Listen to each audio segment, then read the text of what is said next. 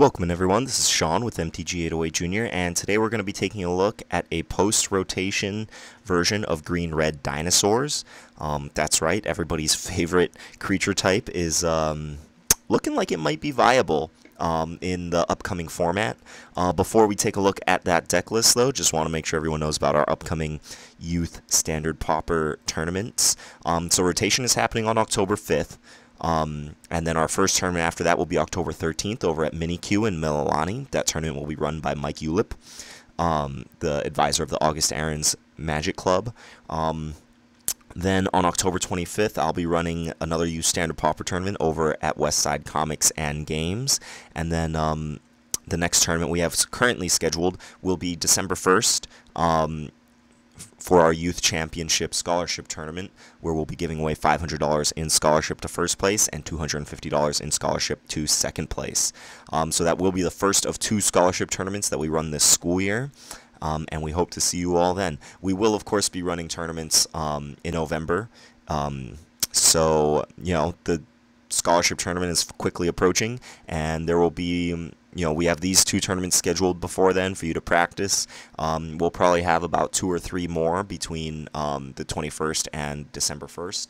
So, hopefully you're practicing your skills, checking out our deck techs, getting ready for these big tournaments. All right, so Green-Red Dinos. This is a deck that I kind of threw together during my club. I started a club over at Nanakuli High and Intermediate School where I am teaching 10th grade language arts this year for the first time.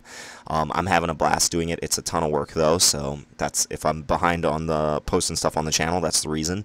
But during club, I had a whole box of Ixalan stuff, and we were kind of short on some of the other sets, but I was just looking through the Ixalan cards and I was like, hey, I wonder if that red-green dinosaur deck is still viable. It got a huge boost with Llanowar Elves getting printed in Dominaria. Haven't really thought about it since, I think Rivals was the most recent set when the last time I thought about this archetype. So I was like, hey, let's put it together and give it a shot. And it was doing pretty well. So let's take a look at the deck over here. Of course, if you want that text version of the deck, you can check for a link in the description. Alright, so here we have a mostly red, but with a little bit of green, dinosaur deck. If you saw our red-green dinosaur deck tech many months ago, this deck is pretty similar, but it's got a couple of new toys. But just some background, this deck is...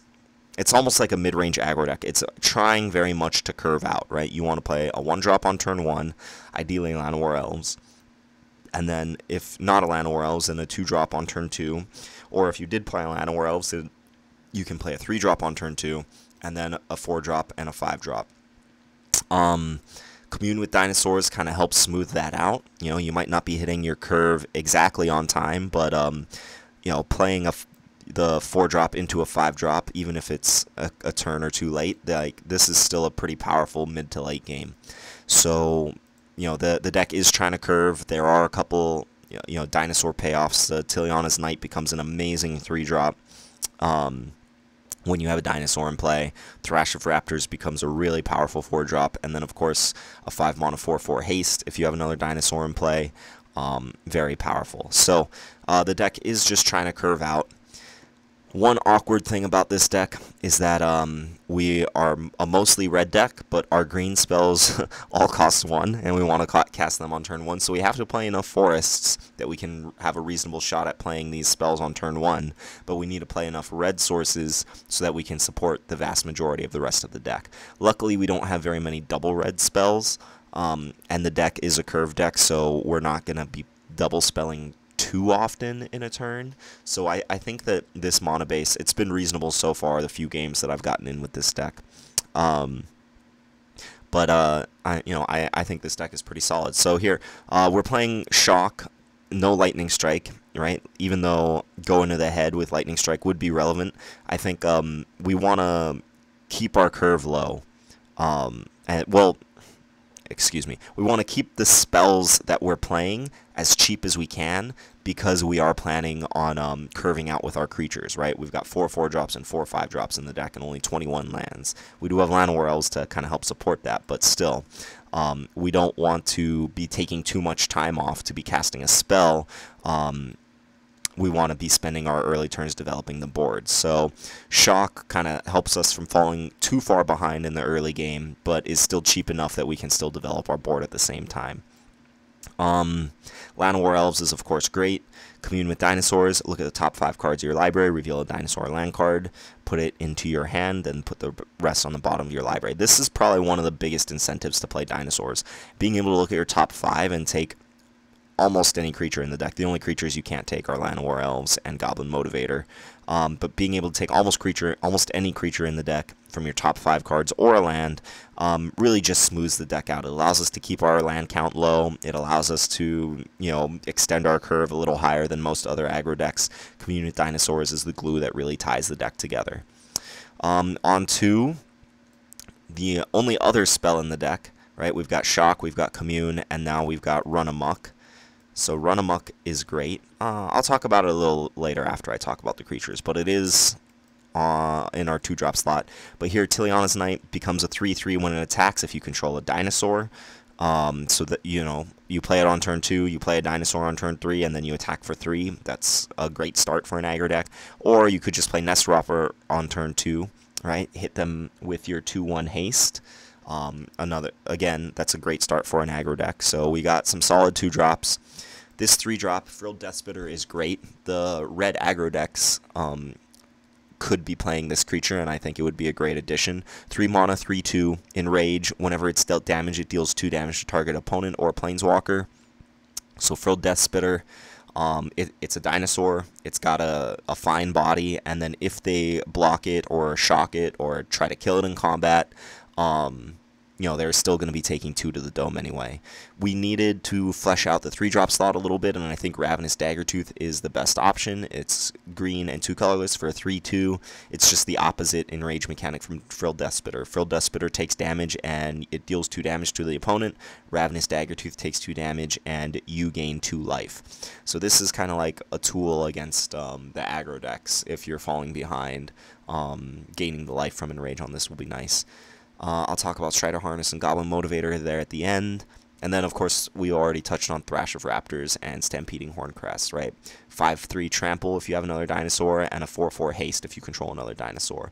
So as long as you're able to keep a dinosaur in play, like, your curve is very, very strong. You want to be attacking your opponent, and that's the reason why Run Amok is the last spell that we are including in the deck. So 3 mana, target attacking creature gets +3/+3 and gains trample until end of turn. So, if they are trying to double block your Stampeding Horncrest, all of a sudden that double block becomes a blowout when you cast Run Amok. They're still going to take damage and their creatures are probably going to die. Especially if you cast Run Amok on Thrilled Deathspitter, right? They block Thrilled Deathspitter with a 2/2. You cast Run Amok on it, they're going to take 4 trample damage and 2 from Enrage, right? So being able to add the extra 3 toughness on your pump spell is very relevant with the Enrage mechanic.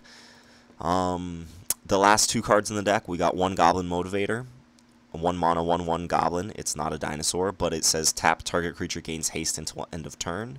And then Strider Harness, 3 mana artifact, 1 to equip, and equip creature gets +1/+1 and has haste. So because our deck is full of like these kind of mid-rangey creatures, if we kind of fall behind early, we want to have the ability to give our creatures haste so that, in the mid-game, if we draw on one of our reasonably sized creatures, we can just start attacking with it right away to try to steal back the tempo. I'm not sure which one of these is better. I have a feeling that Goblin Motivator will be better just because,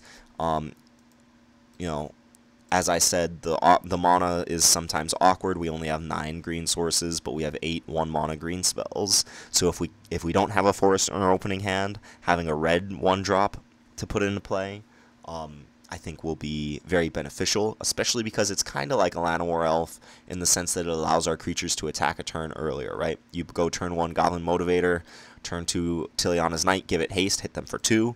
Turn 3 Frilled Deathspitter, give it haste, hit them for 6. Right? Thrash of Raptors, turn 4, give it haste, and now you're attacking for 11, right? Assuming all your creatures are still alive. So Goblin Motivator might be the better of these 2, but I think Strider Harness is worth thinking about. could very well see this being 2 Goblin Motivators in that spot.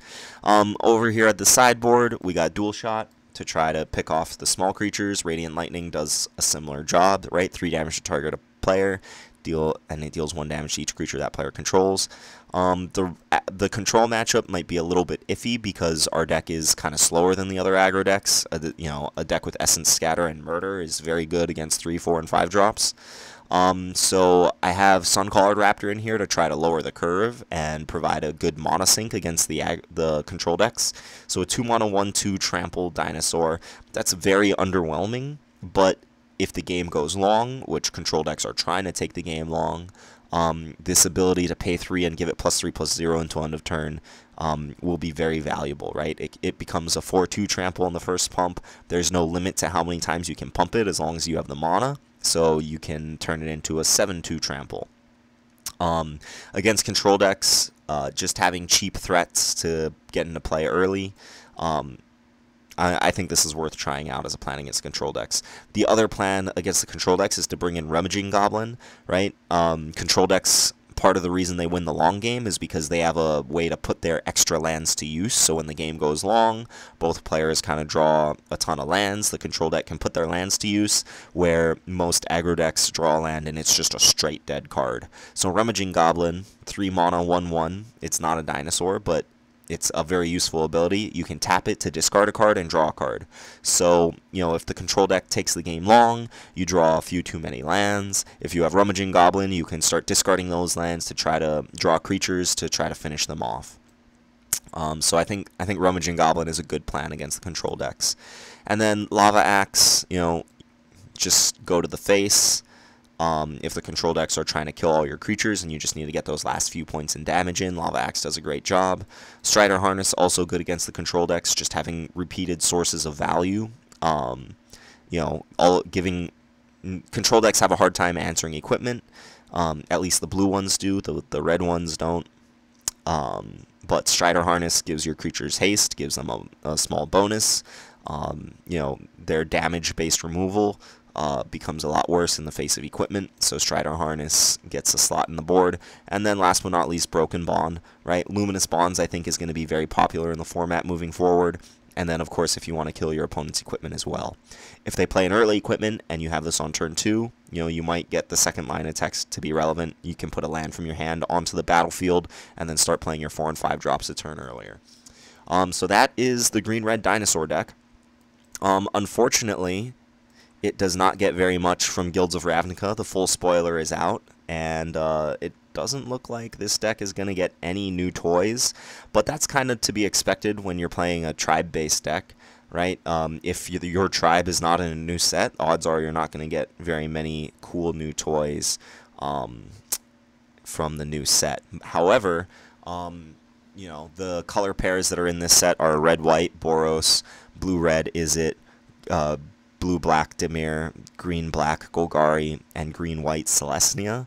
In the next set after Guilds of Ravnica, Ravnica Allegiance, the other 5 color pairs are going to be featured, which means that green-red is going to get a bunch of new toys. Probably won't be getting any dinosaur toys. I don't think there's dinosaurs on Ravnica, judging by past experience, but green-red will probably get some fancy new spells. Maybe there will be some green-red cards that are, even though they're not dinosaurs, they're powerful enough to be considered for our dinosaur deck. But yeah, don't really see too many of these Guilds of Ravnica cards fitting into this green-red dinosaur deck. But that's not to say that it's not viable. I have a couple of games with this deck under my belt. This deck felt fine.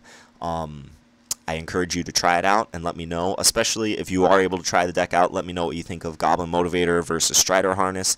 Would love to hear some feedback on that. Alright, well, thanks for stopping by. If you enjoy what we do, of course, we definitely appreciate you checking out the videos, supporting the channel that way. If you want to support more, you can hit that like button, you can hit that subscribe button. If you ring the bell on the subscribe button, then you'll get all notifications whenever we post new standard Pauper content.